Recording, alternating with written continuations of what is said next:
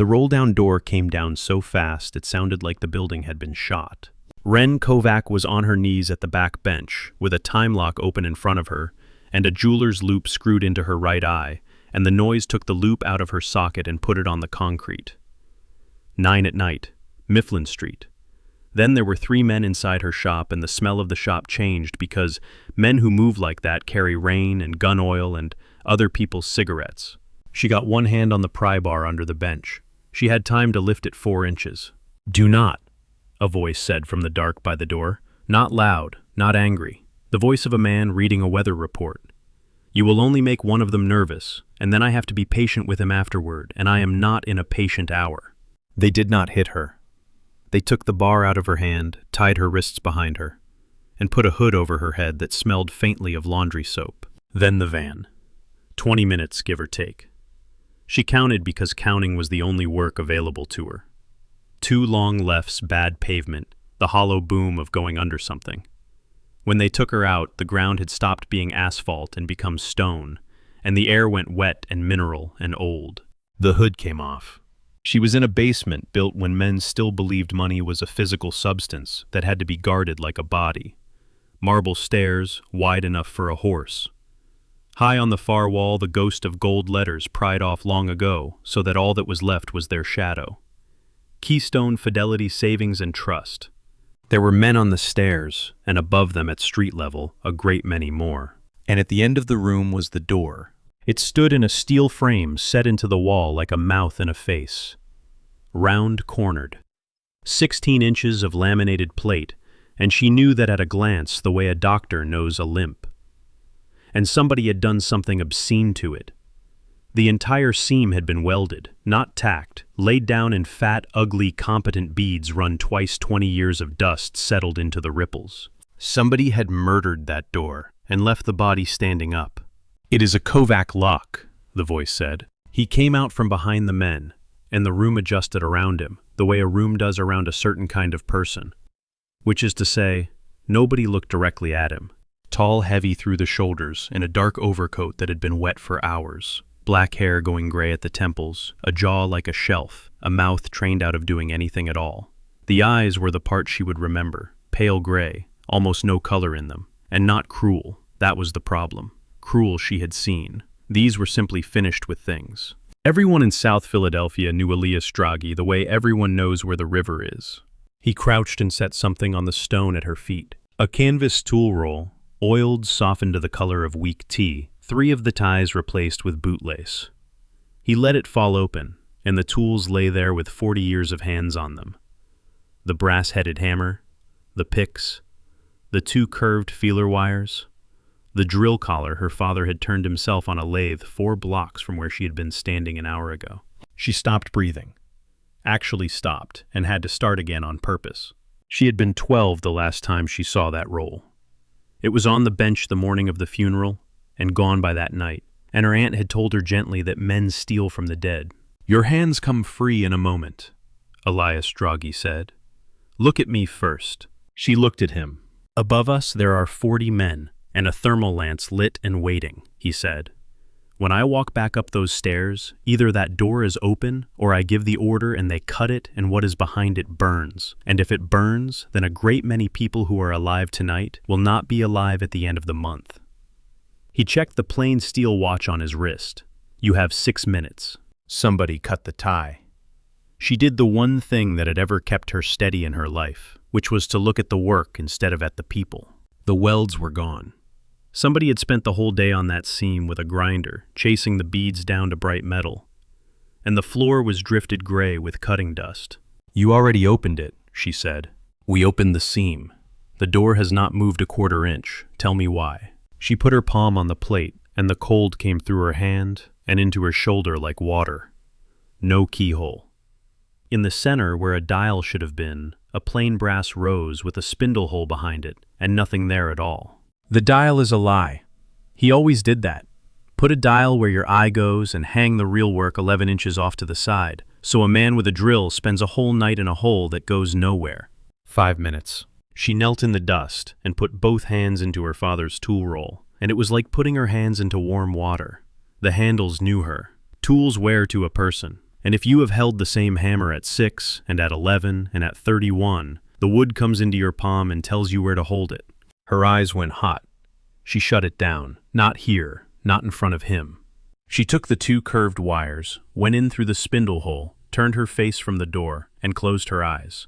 Because you do not look at a lock, you listen to it with your fingertips. 3 wheels, an old fence design built to give a man no purchase anywhere. And then on the second wheel, an 1/8 of a turn past where the gate should have been, her wire went over a tiny rounded lump and dropped off the far side of it, and she made a sound like she had been hit in the stomach. "What?" Draghi said. "He is in here." Her father filed a tooth into the fence of every lock he ever built, a raised bead the size of a grain of rice, in a place where no machine put anything, and it did exactly one thing. It gave a person on the wrong side of a locked door somewhere to put a wire. He had one rule about it, said so many times that it stopped being a sentence and became a piece of furniture in her head. "Nobody dies inside a box I built." He called it the mercy tooth. He had put it in this drowned, welded thing 20 years ago, and it was still there, and it was still waiting. 2 minutes, Draghi said. "Then be quiet." Somebody on the stairs actually inhaled. Nobody talked to him like that, apparently. She did not care. She walked the first wheel, and the second and the third came up sweet as a lifted latch, and the fence dropped into all 3 gates at once. The boltwork let go with a sound like a church door. Every man in that basement heard it. Wren sat back on her heels with something enormous opening under her ribs, because a door does not get sealed like that for a reason anybody walks away from. Draghi did not send his men down. He crossed the floor in 4 strides, got his fingers behind the edge of the plate, and hauled. And 400 pounds of steel came off its seat, groaning, and the black inside came out at them like breath. "Get in," he said. "What is in there?" "Get in." She looked at his face and saw for a quarter of a second something that did not belong on it. Then she went because he was standing between her and everything else in the world. Up on the stairs, somebody shouted a name that was not his, a young voice, sharp, furious, calling out an order to hold the door. Elias Draghi turned and put his shoulder into the plate and pulled it in behind him. The shot came through the closing gap. It hit the frame threw a spall of hot metal, the plate came home, and the room went black, and Wren heard him grunt once, low, the way a man grunts when he has decided a thing is not going to be a sound. Then a rasp of iron, an inside bar going across, and 40 men and a lit lance were on the far side of 16 inches of steel. A flashlight came on. He was leaning against the door with the light in his left hand, and his right sleeve was black to the cuff, and blood was going off his knuckles onto the stone, 1 drop at a time. And he was not looking at it. He was looking past her at the shelves. There was no gold. There was paper. Steel shelving, floor to ceiling on 3 walls, and on every shelf standing on edge packed tight. And even brown craft envelopes. Thousands was her first thought, and then her eye did what her eye did for a living, which was measure, and the number came down. 200 and something. Each one with a number inked on the flap in a small, hard hand, and under the number, a name. In the middle of the floor stood a metal desk with a bound ledger the size of a family Bible on it, and a chair pushed back at an angle, the way you leave a chair when you never come back. "Sit down over there," Elias Draghi said. "Do not touch the shelves. Do not touch the desk. If you touch a page, I will put you back through that door, and you can explain yourself to the men on the stairs. Your arm is open. Sit down." She sat with her father's tool roll across her knees and watched the most feared man in the city walk to that desk and stand over it without touching it. His breathing had changed. She could hear it in that little stone room. Then he set the light down, so the beam threw everything long and hard across the ceiling, and he sat with his ruined arm on his thigh, dripping steadily onto the floor, and opened the ledger. Nothing moved on that face. He turned pages at a steady rate, and the blood went into a spreading black coin on the stone. Then he stopped on a page and did not turn it for 2 full minutes, and his hands started to shake. He flattened his palm on the desk to stop it, and it did not stop. So he took his hand off the page and let it hang. He laughed. One sound dry and short like something snapping inside a wall. There was no humor in it of any kind. It was the noise a man makes when what he is looking at is so far outside anything he prepared for that his body picks the wrong thing to do. Then he put his hand over his mouth and left it there, and the flashlight lit the underside of his jaw, and Wren Kovac sat on the floor of a vault her dead father had built, and watched the man that city was afraid of hold his own mouth shut with a bloody hand. He whispered something. She caught 2 words of it. "You kept." "What is in that book?" she said. He did not answer. "What is in that book?" He shut it the way you shut a door on a room that is burning, and stood and turned toward the shelves, and that was the mistake. Because for 1 second, the ledger was on the desk and his back was to it. She had never in her adult life done anything as stupid as what she did next. She crossed that floor and pulled the ledger off the desk with both arms. He came around fast.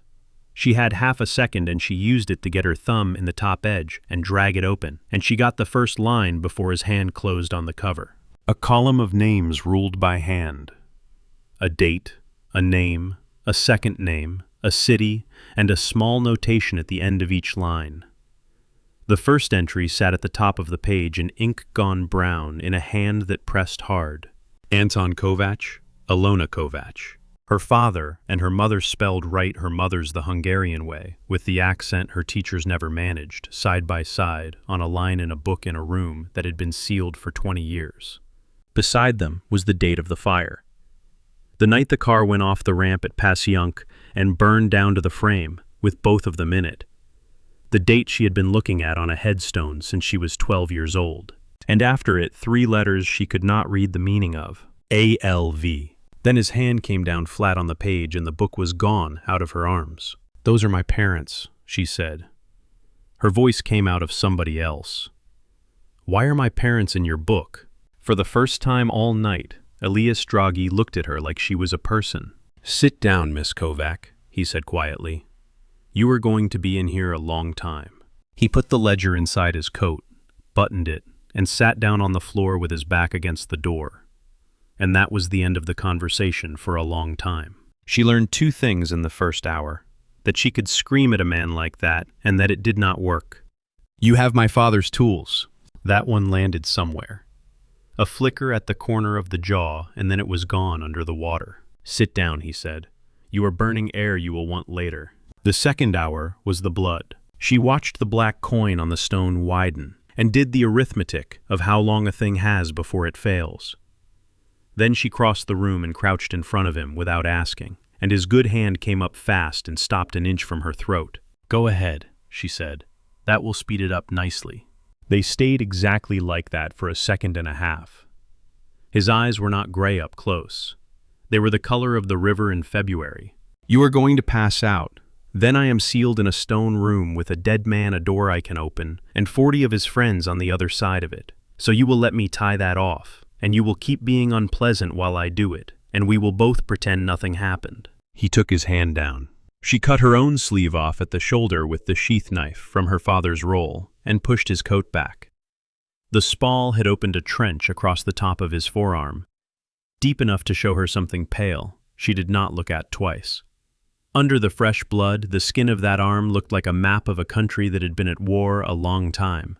She bound it tight, 3 wraps the knot on the outside, where the pressure would sit right. He did not make a sound. He watched her hands the whole time, not her face, not the wound, her hands, with an attention that had nothing warm in it at all. "Where did you learn the tooth?" he said. "There is no locksmith in this state under 60 who has heard of it." "My father, when I was 9. He put a lock in the vise and turned the lights off and made me find the gates. He said hands learn faster in the dark. Then my mother came in and turned the lights back on and told him he was raising a burglar." Something happened in his face. It was very small. "How many large contracts have you bid in the last 5 years, Miss Kovac? And how many did you get?" She did not answer, because the answer was none, and because she had spent 5 years explaining that to herself, with words like market and connections, and because something in the flat way he asked knocked all of those words off the table at once. He looked away. "Sit down," he said, and it was almost gentle, and that was worse than anything else he had done. Above the ceiling, metal rang on metal. Then a voice came into the vault, out of nowhere, thin and hollow, out of an old speaking tube with a brass mouth, gone green as a pond. "Elias, I know you can hear me." A young voice, very controlled, and under the control shaking. Draghi put his head back against the steel and closed his eyes. "That is Kit," he said to nobody. "The table has been told, all 4 seats. They gave you until dawn, and then Vincenzo's people come down the ramp with the lance, and they do not stop for anybody." The voice cracked. 20 years of tribute. That is what they think is in there. I am the one who found the invoice. I am the one who put your name on it. So come out and show them the money, and I will stand there and eat every word. "There is no money in here," Draghi said, quietly, to Wren, not to the pipe. She was on her feet staring at the shelves because counting had been the only thing left to do with her mind. 211 envelopes. 211, he agreed. What is in them? He looked at that wall of brown paper, and for the first time she heard something come into his voice that had been sanded off it long ago. "People I was told to kill," he said. "Say that again?" "You heard it. 211 orders over 20 years. In this family, the work is not shared out. One man does it, and that man is the one they can hang it on afterward. And for 20 years, that man has been me. They think that is because I am the most dangerous thing they own." He got his good hand under himself and stood. "It is because I asked for it. Every time." The cold in that room went a long way into her. "Because you were the one deciding. Because I was the one deciding." He faced the shelves. "A man who is killed makes noise. A funeral, a widow, somebody who spends the rest of his life looking for whoever did it. A man who is dead on paper makes none. A certificate, a closed casket, a fire, a river. Then a truck, a new name, and a rule that he never comes back and never writes to anyone he loved." He said it without any softness whatever. "It is not mercy. I took their names and their families and their whole lives away from them and called it letting them live." "And you wrote it down," she said. "You put the proof in a book. They needed papers. Papers need records. And if I died, somebody had to be able to find them and warn them." He looked at the door. "So I put it in the strongest room in this city, hired the best doorman on the eastern seaboard to hang a lock on it, and welded it shut with my own hands. And for 20 years, I did not open it. Until tonight. Until a boy I raised found a 20-year-old invoice in a demolition survey with the name Kovac on it. She was already moving. He did not stop her. She would think about that afterward, too. She went at the far end of the shelves, where the numbers were low. The number on the flap was 1. Under it, Kovac. The string had gone stiff. She broke it. A death certificate for Anton Kovac, county seal. A second one for Ilona. A clipping about a car on the Passyunk ramp. A photograph of a burned frame taken from an angle no reporter had ever stood at. And then a page in his handwriting. 2 names that were not her parents' names. A town in Ohio crossed out. Then another in newer ink. And down the margin a column of dates. 1 every single year for 19 years. Each one followed by 3 letters. ALV. Alive. The last date was in April, 4 months ago. She heard a sound and did not recognize it as her own. Her knees went. The envelope came apart in her fingers, and she was sitting on the stone in a fan of scattered paper, unable to get any air into her body at all. "They died," she said. "I was at the funeral. I was 12. There were 2 boxes. There were 2 boxes. I picked the readings." "I know," Elias Draghi said. "It rained." Wren looked up at him with her father's tools at her knee and her mother's name in her hand. "How would you know that?" "Because I was standing at the back of the church." "My father built you a door," she said. "Your father refused to build my father a room. Massimo Draghi wanted a room in a house in Chestnut Hill. Concrete steel-plated door with no release on the inside. Anton Kovac drove out there, walked it, and said no in front of 4 men. He said there was one thing he would not put in a building, and that was a way to keep a living person in the dark." "Nobody dies inside a box I built," Wren whispered. He was 51 years old, and he said that to a man who had killed people for less than a look, and then he picked up his tool roll and walked out of the house. 3 weeks later, I was 24, and I was given a car, an address, and 2 names. The vault was very quiet. I sat outside your house on Mifflin Street for 6 hours. Your mother came out twice. The second time, she had a child's coat over her arm, and she stood on the step and shouted up the block for you, and you came running back from the corner and she smacked you on the back of the head and then held on to you about 10 seconds longer than she meant to. He looked at the wall, and I sat in that car and thought about a man who would not build a room without a way out. There was a second bundle inside envelope number 1. She found it gathering the papers off the floor, and she knew before she opened it the way you know a step is missing in the dark. It was her. A school photograph, her shop lease. A picture of the sign her father had painted over her door when she was 6, Kovac and daughter. And then a list. 3 pages ruled by hand. A date, a contract, a city, a name, and 1 word. The courthouse doors. Killed. The Fidelity Trust job in Trenton. Killed. A church strong room, a museum, a bank in Reading, on and back. 68 lines, 19 years, the same flat word repeated until it stopped meaning anything. The last line was 3 weeks old. 68, she said. I cried in a parking lot outside Trenton and decided I was not good enough. I have carried that for 4 years. What would you like me to say? That I am sorry. He did not raise his voice. He never raised his voice. A Kovac who restores a courthouse door gets her photograph in the newspaper. A photograph gets shown to an old man in Chestnut Hill who has never once let a name go. Your father was a loose end that was tied off. You were a loose end that was left because a 12-year-old girl was not worth the trouble, and the only thing I have done for 19 years is make certain nobody ever recalculated that. He put his good hand against the doorframe. You want it to be a kindness. It was not. It was maintenance. And Marguerite Sable, 9 years of little jobs. Enough work to keep the lights on. Never enough to be seen. She threw the list at him. It was paper. It did nothing. It came apart in the air and went down around his boots. You could have told me. 1 line. In 19 years. And then what, you sit in your shop knowing your mother is alive 400 miles from here? For how long? A week. There was an edge on it now. You would have led them up that driveway, and I would have had to choose between your parents and you in about 4 seconds in front of witnesses. She turned away because her face was doing something she did not want him to have. That was when she saw the bottom shelf. 9 envelopes standing alone with a gap on either side, each with a band of black tape across the flap. 9 out of 211 on a shelf by themselves so that they would not be crowded. The ones I did not get to in time, he said. The pipe rang. Elias, it is 3:15. Vincenzo is upstairs with the lance lit, and he is asking me why I am negotiating with a locked door instead of cutting it. Tell him the door is 16 inches and the frame is set in concrete, Elias said toward the brass. And the lance will take him 4 hours, and set the contents alight in the first 10. Then open it. No, Elias.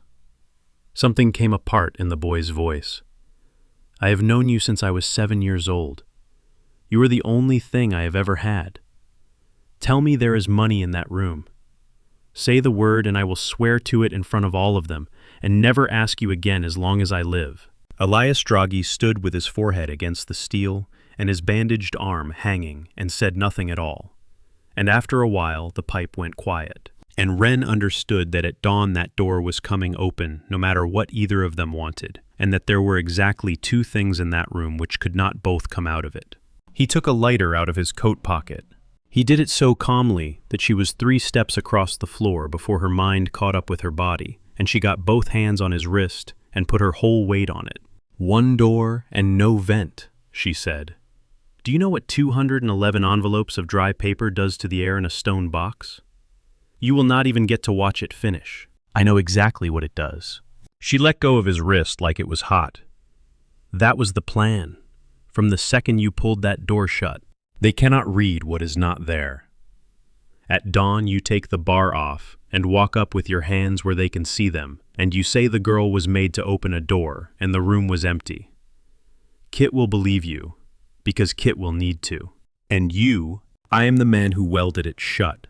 Nobody has to find anything to know that.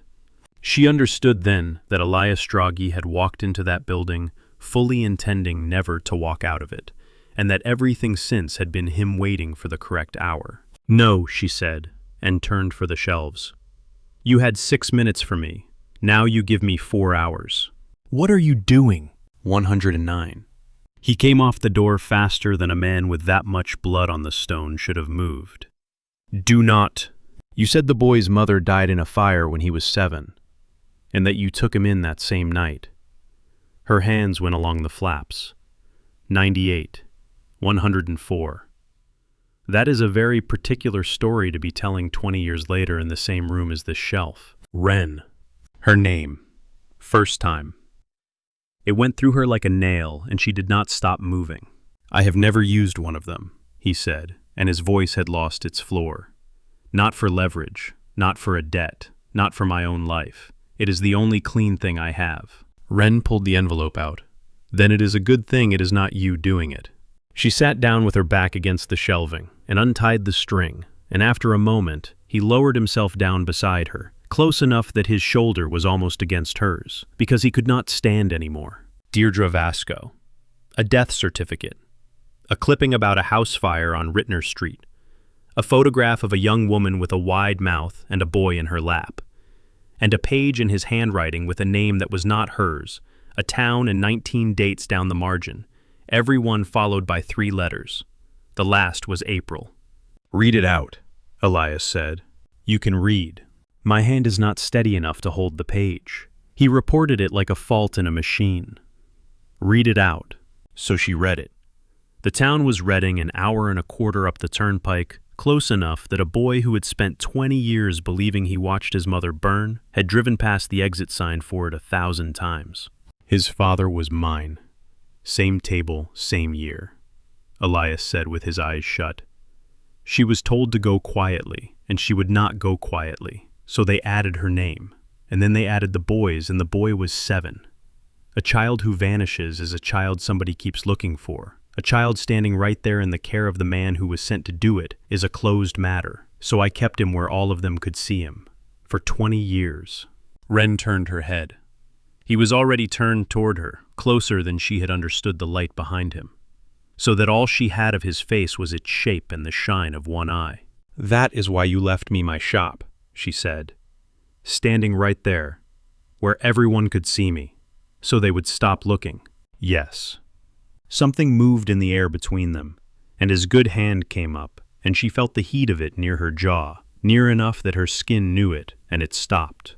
It hung there. She did not breathe. Then he took it back, laid it flat on his own knee, and looked at the door. Do not, he said, make me into something. Wren stood up because she was shaking, and was not going to be able to fix that. She laid her father's tool roll open on the desk instead, and looked at the ruined lock and the 16 inches of steel. How long until dawn? 3 hours and change. Then get off my floor and hold the light. I am going to build something my father would not have built, and it is going to take me all of it. The hardest part took 11 minutes and a needle file. She had recut the gates by then, all 3 wheels running on a sequence that existed in exactly one place in the world, which was behind her own eyes. All that was left was the fence. She found her father's bead with the pad of her thumb, that grain of rice he had filed by hand when he was 51 years old, and she sat in the dark with the file in her fingers and could not make her arm move. Nobody dies inside a box I built. Nobody is going to be inside this one, she said out loud to a man who had been dead for 19 years and was not, and she took it off. 12 strokes. Then she hardened what was left and closed the plate. There was no mercy in that door anymore. No way through it and no way out of it, and if anybody ever ran a lance around that seam, the first thing the heat would find was 209 envelopes of dry paper on steel shelving, and the whole room would go up inside itself like a lamp. She put the other 2 inside her jacket. Gray came down the speaking tube, and the boots overhead had multiplied into a sound like weather. Go up first, Elias said. Hands out. Say the room was empty. No. Wren. You do not get to say my name for the first time in a sealed room, and then send me up a staircase alone. She got her shoulder under his good arm, because he had gone the color of the walls. I opened it. I closed it. I am the one who explains it. He moved her behind him instead, one hand flat against her sternum, walking her back a step, and left it there a second longer than the movement required. Then stay behind me, he said, and do not get in front of my arm. He threw off the bar. The lobby was full of men, 40 of them up the marble stairs and along the teller cages. and a portable rig stood in the middle of the floor with a lance already lit and roaring. Elias Draghi came up out of that basement with no coat, one arm bound in a woman's sleeve, blood to the wrist, and dried black, and the whole room went quiet in a wave. He had nothing in his hands. A wide man in a wet raincoat came off the cages. Vincenzo. 60 thick of face like a closed fist, and he did not look surprised, which was the worst thing about him. "Where is it?" "There is nothing in that room that belongs to the table." "Then you will not mind us looking?" "You will not get in," Wren said. The whole room turned. She came out from behind him anyway, a woman of 31, in a shop jacket with one sleeve cut off, and her father's tool roll under her arm. "That door has a Kovac lock on it, cut by me 4 hours ago, on a sequence written down nowhere. There is no bypass in it and no relief in it. My father put a way out in every lock he ever built, and I took it out of that one, so I am the last person alive who can move that door. Cut it, and you will not reach the second hour before everything on those shelves is ash." She let it sit. "You are looking at 20 years of this family's reserve. You can have it in one piece from me, at a time I choose, or you can have a room full of smoke this morning." Nobody moved. Vincenzo looked at her the way you look at a chair while deciding where to put it. "Take her," he said. Elias moved. She never saw where the gun came from. He was in front of her before the sentence finished landing, and every man near the cages had a hand inside his coat, and that room was one heartbeat from becoming something nobody walked out of. And Wren, because she could not think of anything else, threw the envelope. It went low and hard and skidded and came apart at Kit Vasco's feet, and the photograph came out of it face up. 109, she said. He was younger than she had imagined. 29 in a coat too good for the weather, with a raw white face and eyes that were ruined before he even looked down. He looked down. He went onto one knee on the marble, like a man whose strings had been cut, and picked up the photograph of a young woman with a wide mouth and a boy in her lap, and then the page with a town an hour and a quarter up the turnpike on it, and 19 years of dates down the margin. "That is not," he said. "That is not," April Wren said. "He has checked every year since you were 7. Kit raised his head and looked at the man who had raised him. "Elias, the fire. You told me you were the one who found me." "I was the one who found you," Elias said. And Vincenzo, who was not stupid, and who had spent his whole life at a table where the only unforgivable thing was mercy, understood everything about that room at once, and reached under his coat. 2 shots so close together they were one sound. Wren was on the floor behind the teller counter, with the entire weight of Elias Draghi on top of her, and marble dust coming down on her face. And then he was up, and there was screaming, and a third shot took out the transom and rained glass over 40 men. She got her head up in time to see Kit Vasco step in front of Elias. Not away, in front. 29 years old, with an envelope still in his hand into the space the 4th shot was going, and it turned him a quarter turn and put him down on the marble with his coat opening like a wing. The room went off like a dropped tray. It lasted 5 seconds. When it stopped, Vincenzo was face down under the cages and 40 men were standing with their hands well away from their bodies, because every one of them had been recruited, briefed, and driven there by Kit Vasco, and Kit Vasco was on the floor. Elias crossed that lobby, went down on his knees in the glass, and put his good hand flat on the boy's chest. "Look at me. Christopher, look at me." Wren was already tearing off the other sleeve. Kit Vasco lived. He lived because a woman who fixed safes for a living knew exactly how much pressure a thing could take, and because Elias Draghi carried him out of that building himself and would not let go of him in the doorway when they came with the gurney. The table met on a Thursday. Elias went alone, and what he told 4 old men in a room above a bakery was the truth, with one bone taken out of it, which is the only kind of truth that survives a room like that. The reserve was where it had always been. It had been sealed by a Kovac, and it would be opened by a Kovac. And the last one alive was a woman on Mifflin Street, and any man who put a hand on her would answer personally for the fact that the door never opened again. They accepted it because a locked room is the only kind of promise men who count things understand. Which is how Wren Kovac became the most protected woman in South Philadelphia, and the most permanently tied. Kit went to Reading in September alone, and sat outside a small brick house for 2 hours before he got out of the car. And in the last week of that month, Elias Draghi drove her west. He drove one-handed because the other arm was still in a sling, and somewhere past the middle of the state the land went flat and gold and enormous, and Wren stopped being able to feel her own hands. The town had one traffic light and a grain elevator. The house was white, set back with a green door and a maple already going red at the top, and a garage at the end of the drive, with the side light on.